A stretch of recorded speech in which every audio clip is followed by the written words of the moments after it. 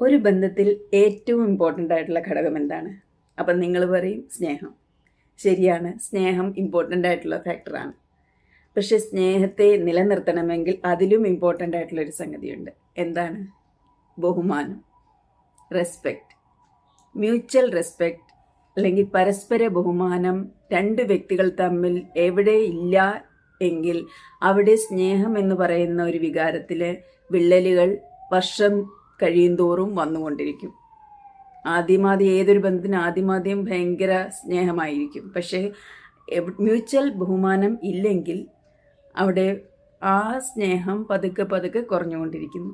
അത് നമുക്ക് ഏത് ബന്ധം എടുത്ത് അച്ഛനമ്മമാരായാലും സഹോദരങ്ങളായാലും ഭാര്യ ഭർത്താക്കന്മാരായാലും സുഹൃത്ത് ബന്ധങ്ങളായാലും എവിടെ വേണമെങ്കിലും അത് ശ്രദ്ധിക്കുക. നമ്മൾ ഓരോ വ്യക്തികളെയും ശ്രദ്ധിക്കുക. ആദ്യമാദ്യം അത് നല്ല രീതിയിൽ പോകുന്നത് കാണാം. കുറേ വർഷങ്ങൾ കഴിയുമ്പോൾ അതിൽ പല പ്രോബ്ലംസ് വരുന്നത് കാണാം പല ബന്ധങ്ങളിലും. എന്തുകൊണ്ട്? അത് മനുഷ്യർ തമ്മിലൊരു മ്യൂച്വൽ റെസ്പെക്റ്റ് ഇല്ലാതെ വരുന്നു. അതുകൊണ്ട് സ്നേഹത്തിനേക്കാളും ഒരു റിലേഷൻഷിപ്പിൽ ഇമ്പോർട്ടൻ്റ് ആണ് ബഹുമാനം. ബഹുമാനമുള്ളിടത്ത് സ്നേഹം ഓട്ടോമാറ്റിക്കലി വന്നുകൊണ്ടിരിക്കും. സ്നേഹവും ബഹുമാനവും ഒരുപോലെ കൂട്ടിച്ചേർത്ത് നമുക്ക് കൊണ്ടുപോകാൻ പറ്റുമെങ്കിൽ നമുക്കൊരു റിലേഷൻഷിപ്പ് ഒരു ലോങ് ലാസ്റ്റിംഗ് ആക്കി നിലനിർത്താൻ പറ്റും അതിന്. കാരണം ബഹുമാനം എവിടെ കുറയുന്നു അവിടെ സ്നേഹം പതുക്കെ പതുക്കെ കുറയും എന്നുള്ളത് ഒരു യൂണിവേഴ്സൽ ട്രൂത്താണ്. അത് അക്സെപ്റ്റ് ചെയ്യാൻ നമുക്കൊന്നും അത്ര പെട്ടെന്ന് പറ്റില്ല, പക്ഷേ അതാണ് ട്രൂത്ത്.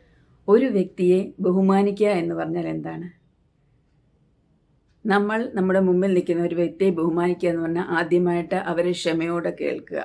അവർക്ക് എന്താ പറയാനുള്ളതെന്ന് വെച്ചാൽ അത് ക്ഷമയോട് കേൾക്കാൻ താല്പര്യപ്പെടുക. ആ ക്ഷമ നമുക്ക് ആവശ്യമാണ്. ഏത് ബന്ധത്തിലും ക്ഷമ ആവശ്യമാണ്. അവരുടെ വികാരങ്ങളെ കളിയാക്കാതിരിക്കുക. അവർക്ക് എന്ത് നിങ്ങളോട് പറയാൻ തോന്നുന്നു അത് നിങ്ങളോട് ആ ഒരു ബന്ധത്തിൽ, അത് ഏത് ബന്ധമായാലും ആ ബന്ധത്തിൽ ഓപ്പണായിട്ട് നിങ്ങളോട് പറയാൻ അവർക്ക് കഴിയണം. അവിടെയാണ് നിങ്ങളുടെ വിജയം. അപ്പം അവരെന്ത് പറയുന്നോ അവരുടെ വികാരങ്ങളെ കളിയാക്കാതെ, അവരെ അതിൽ ഒരു ഇൻസൾട്ട് ചെയ്യുന്ന പോലെ അവർക്ക് ഫീൽ ചെയ്യാതെ അവരെ ക്ഷമയോടെ കേട്ട് അവരെ ഒന്ന് സാന്ത്വനപ്പെടുത്തുക.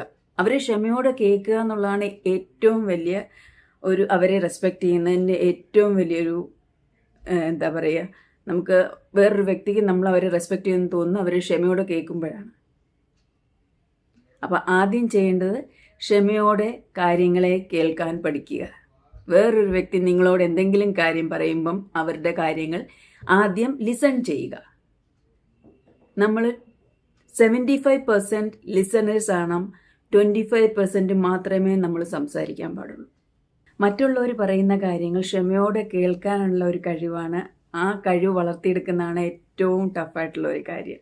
അത് നിങ്ങൾ ഒരു പ്രാവശ്യം അച്ചീവ് ചെയ്ത് കഴിഞ്ഞാൽ നിങ്ങൾ ഓൾമോസ്റ്റ് നിങ്ങളുടെ റിലേഷൻഷിപ്പിൽ സക്സസ് ആകും.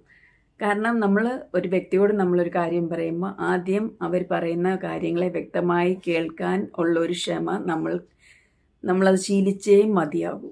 അതേത് ബന്ധത്തിലും അത് ഭയങ്കര ഒരു ഇമ്പോർട്ടൻ്റ് ആയ കാര്യമാണ്. ബന്ധങ്ങളെ നിലനിർത്താൻ ഏറ്റവും അനിവാര്യമായിട്ടുള്ളൊരു ഘടകമാണത്. വേറൊരു കാര്യം, അവരുടെ കുറവുകളെ ആയുധമാക്കരുത്.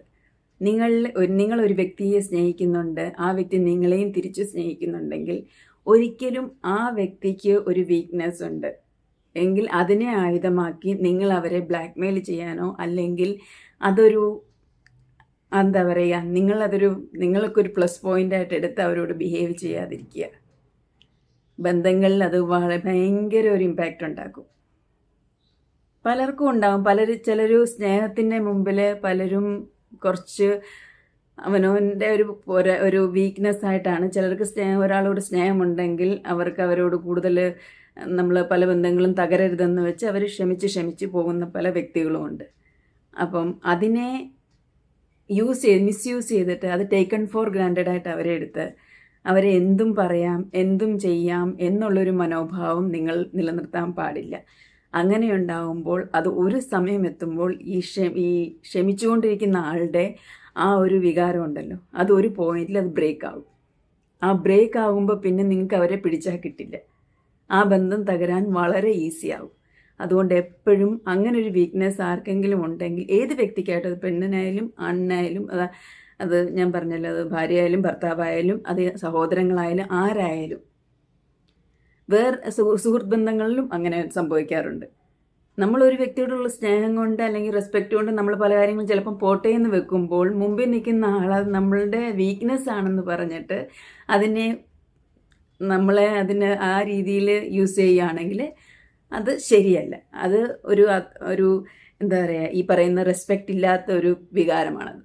അത് കുറച്ച് കാലം കഴിയുമ്പം ബന്ധത്തെ തകർക്കാൻ വളരെ ഈസി ആയിട്ടുള്ള ഒരു കാര്യം കൂടാണത്.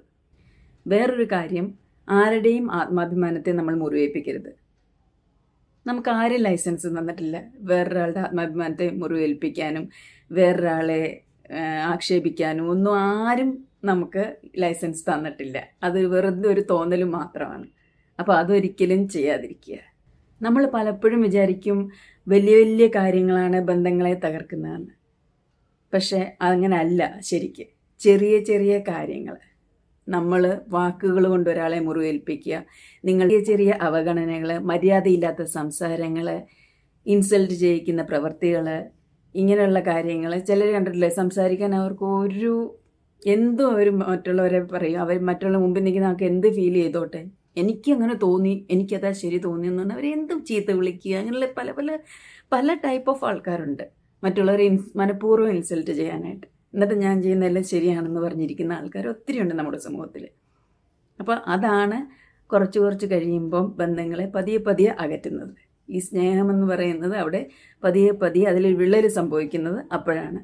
അപ്പോൾ എപ്പോഴും നിങ്ങളുടെ വാക്കുകൾ, നിങ്ങൾ എന്താണ് സംസാരിക്കുന്നത്, ആരോടാണ് സംസാരിക്കുന്നത്, ആ റെസ്പെക്റ്റ് കൊടുത്തേ നമ്മൾ ഒരാളോട് സംസാരിക്കാവൂ. നമ്മൾ പറഞ്ഞാൽ അതൊരു ചെറിയൊരു കുട്ടിയായാൽ പോലും നമ്മൾ അതിനോടൊരു അതിനെ റെസ്പെക്റ്റ് ചെയ്യണം.